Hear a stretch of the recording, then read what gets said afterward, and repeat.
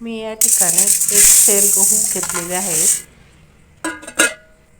2 ते 3 पाण्याने मी स्वच्छ धुवून घेणार आहे आणि रात्रभर मी ते झाकून ठेवणार आहे पाणी घालून.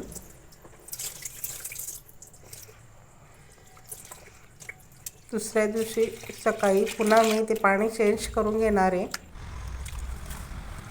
पुन्हा नवीन पाणी भरून मी ते झाकून ठेवणार आहे. असं मी 2 दिवस सारखं पाणी काढून घेणार आहे.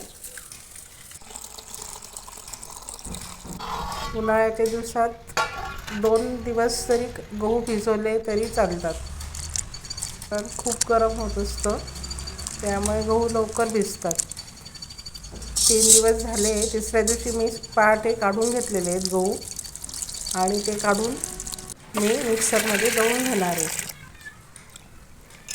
गहू काढल्यावरती पुन्हा मी 2 पाण्याने धुवून घेणार आहे. गाळणीवरती पाणी घालणार आहे ते गव्हावर.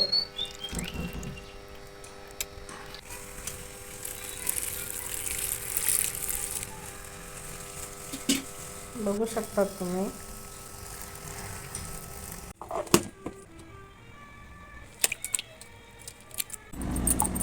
अशा पद्धतीने मी सगळे गहू मिक्सरमधून काढून घेतले. आता मी हे सगळे गहू पाण्यामध्ये पूर्ण असं मिक्स करून घेणार आहे व त्यातलं सत्व काढून पिळून घेणार आहे. अशा पद्धतीने गोळे तयार करून घ्यायचे आणि गाळणीमधून कापड बांधलेलं आहे मी. कापडातनं आपण ते गव्हाचं पीठ गाळून घेणार आहे.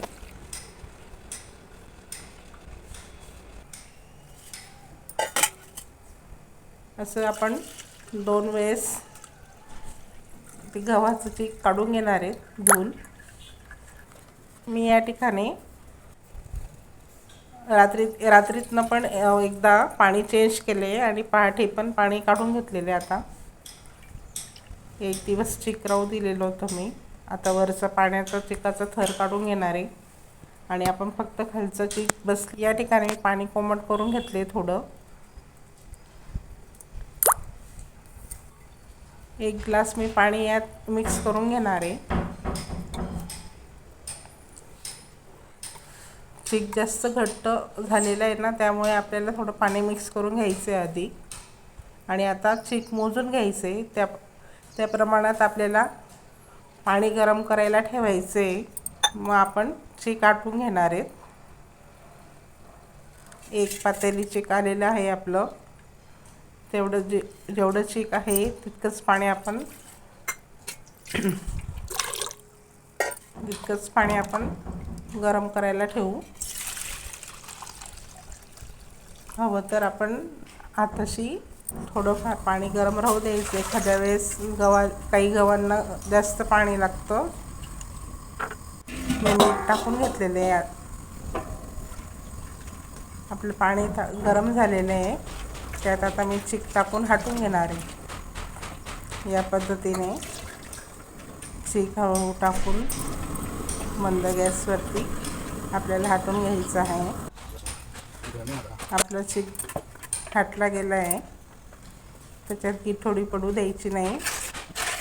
आता आपण आता 5 ते 6 मिनटं वाफ घेऊन घेऊ. चिक आपलं झालेलं आहे. आता आपण कुरड्या टाकून घेऊ. या पद्धतीने पांढऱ्या शुभ्र कुरड्या आपण इथं करून घेतलेल्या आहे. बघू शकता तुम्ही. चिक छान घेतला गेलेला आहे. संध्याकाळी कुरडई चांगली वाळली की मागच्या बाजूला पाणी लावून काढून घ्यावी व 2 दिवस चांगली उन्हात कडक वाळवून घ्यावी. पांढरी शुभ्र कुरडई तयार होते.